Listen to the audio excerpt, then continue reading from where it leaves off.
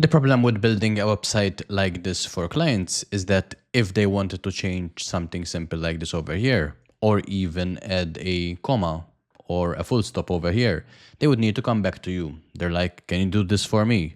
And over time, both short and long term, this becomes a very annoying thing and a huge time waste for you. So what I want to show you in this video is how you can take that concept and provide the client with a backend like this. So they're not only able to go to posts right here, where they can look at the different posts that they have, they can change information within each specific post. So they can add to the blog post here, they can add titles, bullet points, and whatever it is you want them to or they want to add. But they're also able to add information to the landing page itself. They're able to choose the image. They're able to choose the labels that they see, the headings, and pretty much anything that you would see over here in this page. You can build custom stuff for the packages page, for example. So if I go back to my original design, if I go to packages, I'm able to add different packages here, and then the client can go in and add and change those packages themselves, such as the example that I have over here. So this becomes not just something that you share and sell to clients as a one-off page, but you also give them the freedom to be able to make those changes themselves, which also means that you can also price accordingly, price differently, and even price better, depending on how you package your offer. So let's get right into building a new site from over here from scratch, and then I'll show you how to include and how to install this right here into your project, so you can make the thing you offer, the business offering, your position, your pricing, a much more attractive prospect for those that you are selling this to. And in order to make this happen over here, I'm going to start a new project in Claude Code, and I'm just going to build, in this case, a simple motorcycle website. So I'm just going to say I want to build a simple motorcycle website with a few different pages. I want to have the landing page, which has like a hero section and information about the different motorcycles that I import. Let's focus on 3 of the biggest motorcycle models. I want to have an about page. I want to have a blog post page with 3 sample posts, and we'll be expanding on the blog post page in a second. And let's also have a contact us page as well. I'm also going to shift into plan mode over here. So in this case, I'm in the default mode. So I'm going to hit Shift Tab a few times so that I end up in plan mode over here. And the agent right here will think a bit deeper into what we're asking and even ask me a few questions if it needs to. So let's do that. What I probably want to include here is that I want to build this using Next.js and Shetcian UI. So, and there's a whole sort of logic behind this, because what we're going to use and the tool we're going to install to generate this works very well with this Next.js. So let's give this a few seconds, and here's going to ask us some questions. So which motorcycles models should the landing page feature? I'll just say pick popular import models for me. How should the contact form behave? Static form, no backend yet. Let's just stick with that. For the stack, it even came up with its own recommendations, which were Next.js as the app router, TypeScript, etc., etc. right there. So let's go with that, and let's hit submit. So this is now going to create the plan for us, and then we'll be able to approve the plan, and then it will execute the code for us. So let's give this a second, and then we'll get right back into this. Okay, so we got the plan here. I'm just going to hit enable bypass mode. And what we're doing here, the context is that we're building a marketing site for a motorcycle import business. It needs 4 pages, landing, about, blog, and that's repo and the contact us page. Great. Repo is empty, so it's a new project. And the featured models will use 3 well-known import-friendly bikes as a starter content you can add. That's fine. It came up with the different pages and routes right here. It's going to go with these 3 models. So Royal Enfield, the Triumph, and the Ducati Scrambler again. Great. Each gets a card with images, model name, short description, and a learn more link. That's fine. It's going to come up with the architecture right here. Awesome. And then some steps it will take to verify what it will build. So it's going through the motion right here, starting the project, and then building the page for us. Once that loads, we'll load this into the local host. So we'll use our computer as the server. So we'll be able to see it as the first step, and then we'll go to the tool that we'll be using as the backend for our sort of giving the clients the ability to make those touches to what we're building. So let me pause this here and I'll come back once all this right here completes. All right, so this finished right here.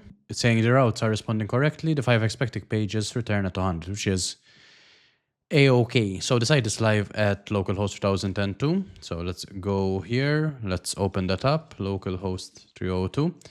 And over here we have our basic site, but I mean, yeah, that's not right in terms of the lipstick. Royal Enfield, okay. Triumph, I mean, different wrong picture as well, but we'll fix that.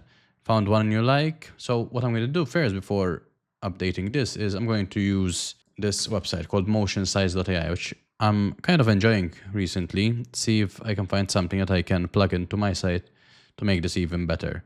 Innovation and vision. So launch your coding career. I guess this could be, yeah, let me copy that prompt. I'm going to go back here. I'm going to paste this in here. I'm going to say, so the site is okay. We need to make some changes to it. First of all, I gave you a design and animation that I want you to use. I also noticed that there's a mismatch in terms of the featured images. For example, we're using a lipstick featured image for the Ducati scrambler icon. We're using the wrong Ducati, for example, for the Triumph post. So we need to update that. And let's make the site look 10 times better based on the animation that I just gave you. So in the meantime, while this is doing its thing, I'm going to introduce you to this tool called Payload CMS. And the idea with this is that you can do a lot in terms of what you give to the actual client and the finer control that they would be able to have. If we go back here, this is the, not PayPal, which is payloadcms.com. And the idea here is that this is the backend to build the modern web. It can be initiated with just one simple command, but we'll also let Claude Code do that. And once that is installed, we'll be able to use it like we're seeing here. We have the ability to make it be very specific in terms of what it does. So content, appearance, SEO. So you can go into a lot more detail with this. The great thing about it is that you can sort of really customize what is shown to the user right there. And with Claude Code, this is pretty much a piece of cake in terms of setting it all up.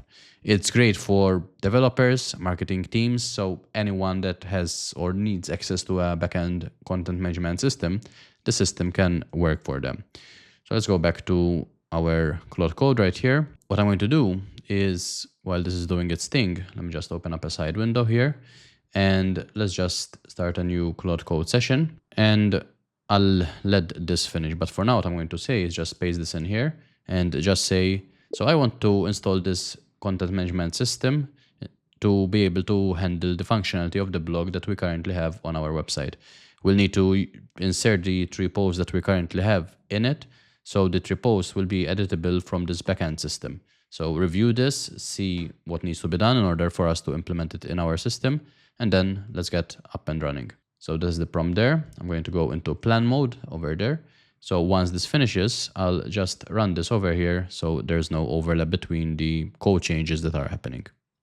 Sweet. So this is saying that it finished. It gave us a couple of small notes. So hero background is the exact thing I specified. Remove the shed CN. That's fine. Let's see what that looks like. Okay, so this is much more polished than before. Fire your next stride. We still get the lipstick featured image for some reason. When I refreshed, I now ran into this issue. So let's go back here.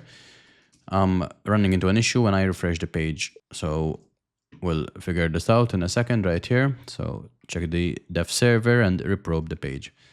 So if I refresh, let's see, still getting some issues over here and these will be fixed here in a second. But that looks very promising up until I try to refresh the page with that lipstick featured image. So let's see there. Okay, so now it's saying fixed. The issue was a turbo pack caching issue. So let's hit refresh and this is still okay. So now it's running on port 3000. So whatever was there before seems to no longer be there. Okay, models, blogs, about contact, find your next ride. 3 bikes with stand behind. So now it's not pulling in any actual images. If I click learn more, okay, this is not taking me anywhere. We see the scrolling text right there. Found one you like, start a conversation. Okay, so we have models. So taking us to the hash models part, there's the about, and there's the contact. Okay, not bad. I want to use real images right here, but I like the design much more than we had out of the box. So I think it's a step in the right direction. So let's go back in here. I'm going to paste this in here. And I'm also going to say, I also want you to use real motorcycle images. Can we use something with like a free, royalty-free image site and make sure we match the images to the motorcycle we were speaking about. And over here, I'm back in plan mode because since it's quite a big step, I just want to ensure that we're taking the time to plan this out. So I'll let this come up with the plan and then we'll see what it's able to come up with before we start the execution.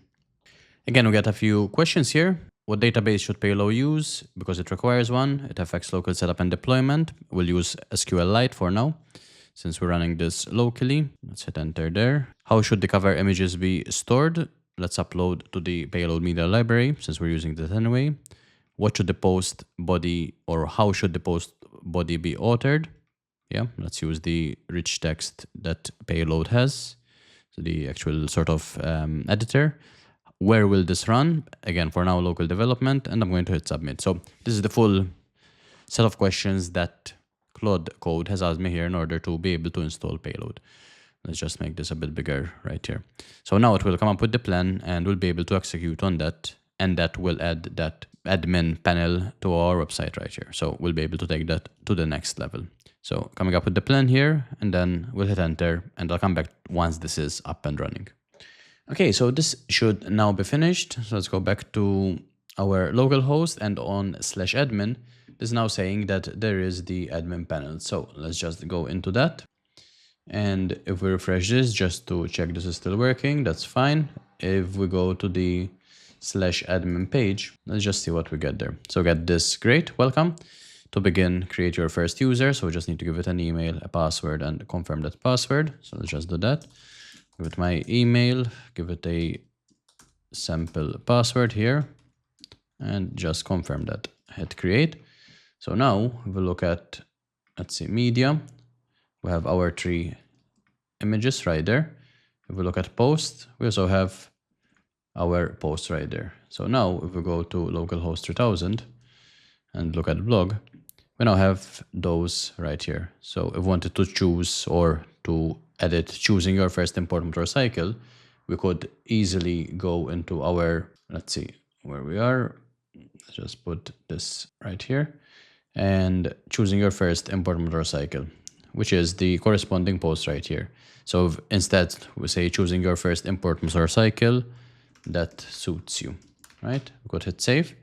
And if we go back here and refresh, this is now immediately updating. We can edit, same thing, the excerpt, we can edit the slug, change the author, actually change the body. So here, instead of buying your first, start, next, finally, if we say, I don't know, when it comes to choosing your first import motorcycle, take your time. It will be a decision worth investing some time in. So if we hit save and go back right here and refresh, as you can see, this just added that right there. So we can also change the image right there. So we can just go, I don't know, let's say Honda motorcycle, for example. And let's say we wanted to include that as the image for some reason, right? So we could, let's just grab this image right here. Yeah, let's actually grab that just as a quick test. Go in here, remove that. We could create a new image, select a file, which is that right there. Hit save. We need to give it an alternative text. And now we have that as the new image. So if I hit save and go back to my post, we now have the updated image right there. And it's very quick, very fast in order to make changes. The other important thing that I want to mention is that we can also create what are known as globals right here. So if we look at the backend of Payload, at the moment we have users, we have media, and we have posts. But what if we wanted to give the customer the ability to change any of the copy right here on the landing page, right? We could do that. So what I'm going to do is go back to my Claude Code session, and I'm going to say, this is great. What I now want to do is create globals in order to be able to give or have freedom within the Payload dashboard to change all the copy within the main landing page. So just hit enter, and this will create whatever it needs to do in order to have something right here that will allow us to make those changes. Let's go back in here. I'm going to read the home page and components to see what copy needs to be editable. And all that will then become something that we can change like we did with the blog post, and we can do that on the go. Okay, so this finished. Now it's saying that it applied the things that we asked it for. So let's just double check this. If I go in here, once we refresh, here we have home page, right? And this is where we can edit the finer sort of things that we have over here. So if we have find your next ride here, if we come in here, as you can see, this is included right here. So we just change that to, I don't know, your next ride is waiting. Let's do your next ride is waiting. Let's hit save. If we go back here and refresh, that immediately refreshes there as well. So like this, we really have finer control over the things that we can have over in this landing page and any other page that we have on this site. So we'll also change it to contact, to the about section. It's just about telling Claude Code what we need, and then it will do it for us. What I just don't like here is that in the landing page, we still have this right here, which is not doing pretty much anything. So if I click learn more, this is not doing anything. If I click on that, it seems like it should take us to a blog post or something, but it's just not. So that would be one thing that I would fix within the landing page right here, but that's also a small change that we can do within Claude Code. So this is the website that we built. The CMS that we use is called Payload CMS, and the combination of both allows you to have something like this where you can give to your customer, to your client, the ability to edit blog posts, to add new ones as well, so they can create new blog posts. They can edit the copy on their landing page, and pretty much anything that they would previously have had to come to you in order to fix. So that solves a real problem, a real pain point for you. If you love this sort of content, don't forget to hit the like and subscribe button, because I will be releasing a lot more videos along these lines over the next few weeks and months. And if you are a founder that wants to build systems that make sense for your business without losing your voice, check out the link in the description. There's a link to my school community. It's in its early stages, so the price is still on the lower end, but I would love to have you in there to start building something that really adds to what you build as a founder. So check that out if it is of interest to you. I'll speak to you soon.